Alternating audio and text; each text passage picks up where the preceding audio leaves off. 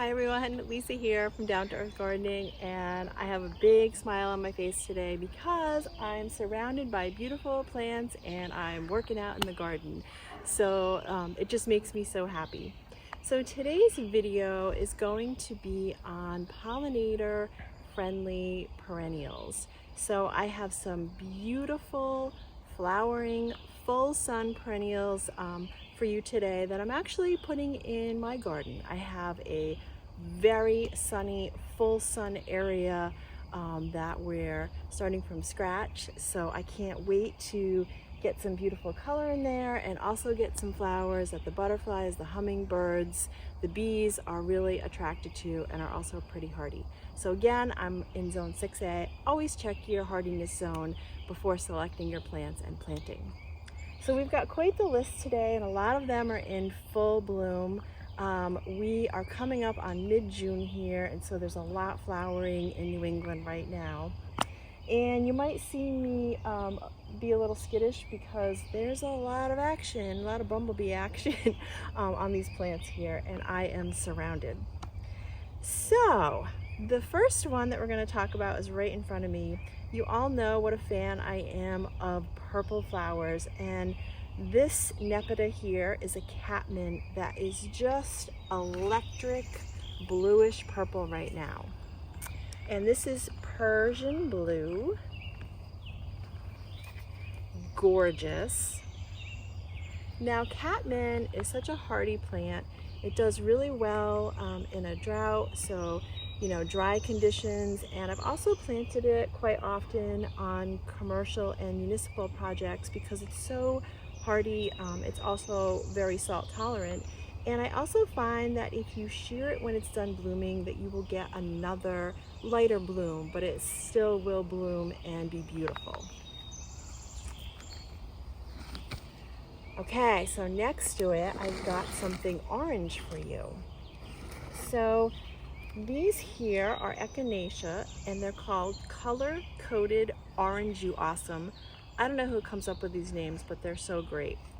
So this is a bright orange echinacea, so it'll be a midsummer flower here, and I just love to see the seed heads on the coneflower even when it's done flowering. It's fun to leave through the fall and the winter so the birds can have some food. And I think that that's going to be a really nice color scheme, having the bluish purple and the orange together here.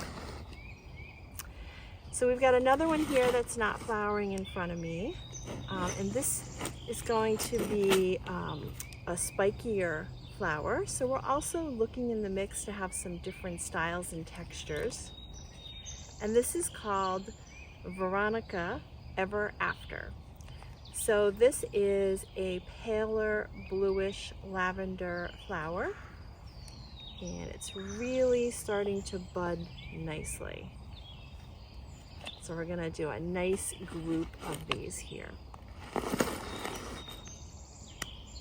Next, I have a daisy in the mix. So I do love my daisies, and I think having a nice bright white in the mix is really nice.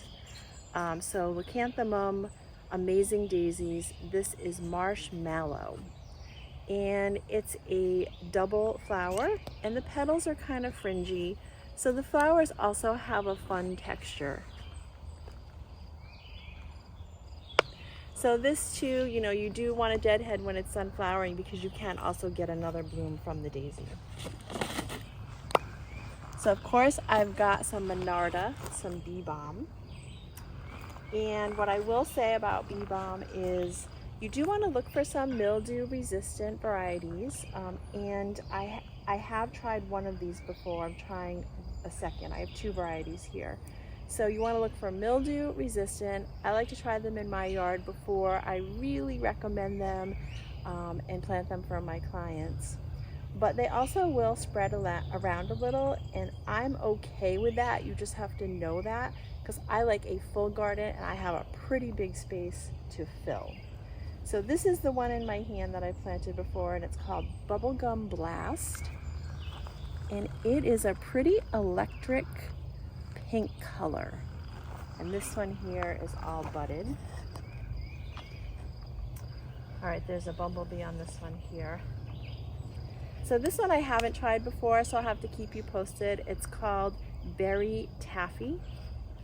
And I really love this one because it has the tinged burgundy foliage on it, which gives it a little more interest even when it's not flowering. And so you can see that it is a fuchsia color. Okay, and then what would a cottage garden or a pollinator garden be without delphinium? So I have some delphinium here in the mix. Beautiful ferny foliage and this really stunning bluish purple flower. And this one here is called Blue Butterflies, and I cannot wait to see some butterflies on my delphinium and have some really pretty photos for you.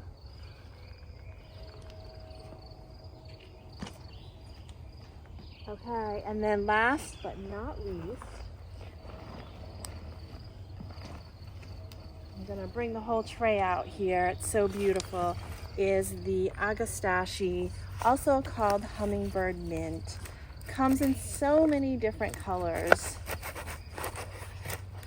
And this one here is called Meant to Be Royal Raspberry. And again, I selected this one because I love the raspberry tinged leaves, which really extends the interest throughout the season, even when it's not flowering. So I can smell it. It's in the mint family, and beautiful spikes of I guess it's a hot pink flower. So the bees, the butterfly, the hummingbirds, they're going to love this too. And you all know I like to plant my flowers in groups. I like to have a little mass of flowers, and the bigger the space, the bigger the group. But it's going to be so much fun to pull up my driveway and see some big groups of some pollinator-friendly perennials. So that's it for today. Happy gardening to everyone. We're going to get out there and plant these. I love doing these videos for you. If you like this one, please tap like. And we have so many more gardening videos for you. So please subscribe to our channel. We'd love to have you join us.